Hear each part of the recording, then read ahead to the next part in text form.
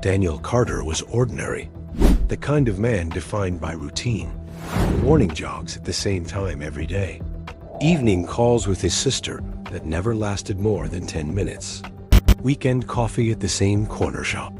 Predictable, reliable, noticeable. So when Daniel didn't come home one night, people noticed immediately. His phone stopped responding. His apartment lights stayed off. His car sat parked perfectly outside his building, exactly where he'd left it. Wallet inside, keys inside. No signs of panic, no forced entry. It was as if Daniel had simply stepped out of existence. At first, police believed it was voluntary. Adults disappear all the time, they said. Some leave quietly.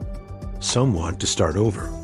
Daniel's life showed no signs of chaos, but that didn't stop investigators from assuming he'd walked away on his own. For a moment, that explanation almost made sense. Until they looked closer. Daniel had no history of running away. No financial trouble. No strained relationships.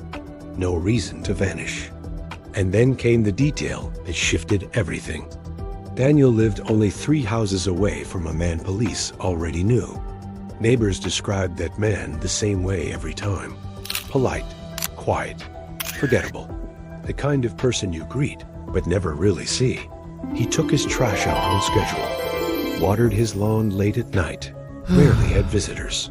And most importantly, he asked a lot of questions. Nothing alarming, just small, casual questions. What time do you usually leave? Do you live alone? Travel often? Questions that sounded like polite conversation. The kind people answer without thinking. No one found it strange, not until Daniel vanished. 3 days before Daniel disappeared, someone remembered a conversation they hadn't thought twice about at the time. Daniel stood beside his car, keys in hand. The neighbor stood nearby, smiling, laughing, casual. Then the neighbor asked, "So what time do you usually get back at night?" Back then, it sounded harmless. After Daniel vanished, it sounded like surveillance. Police visited the neighbor. He was calm, cooperative, smiling. He said he barely knew Daniel.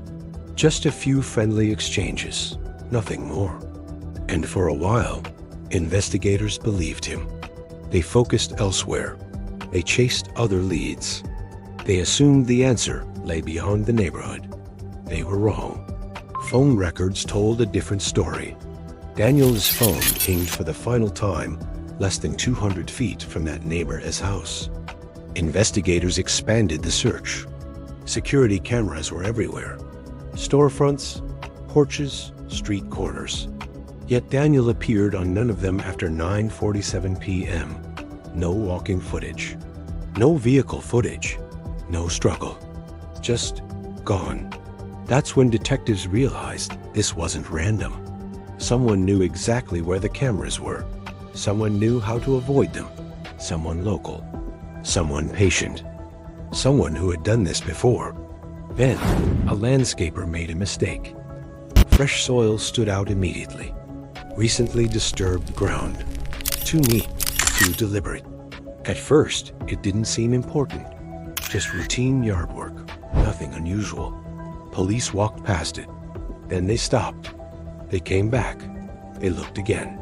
Police returned with a warrant. The neighbor hesitated. Not long, just long enough. Beneath the soil, they found a shoe, a watch, fibers matching Daniel's jacket. But there was no body, which made the discovery even more terrifying. Because it meant one thing. Daniel didn't vanish by accident. He was erased. As investigators dug deeper, a pattern emerged.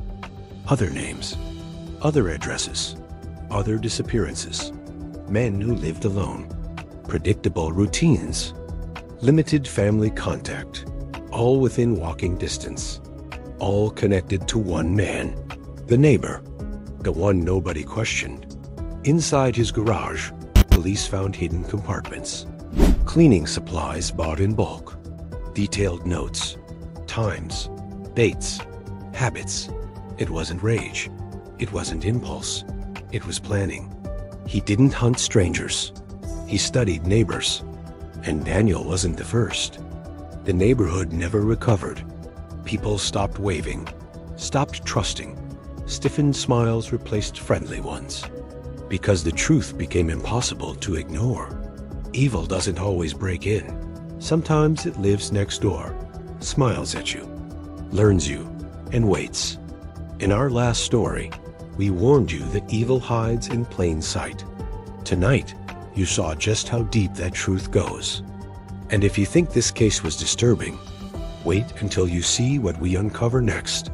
Subscribe to World Crime Zone for more chilling true crime stories that prove danger doesn't always announce itself. And comment below, do you think you would notice the signs? Or would you trust the smile too?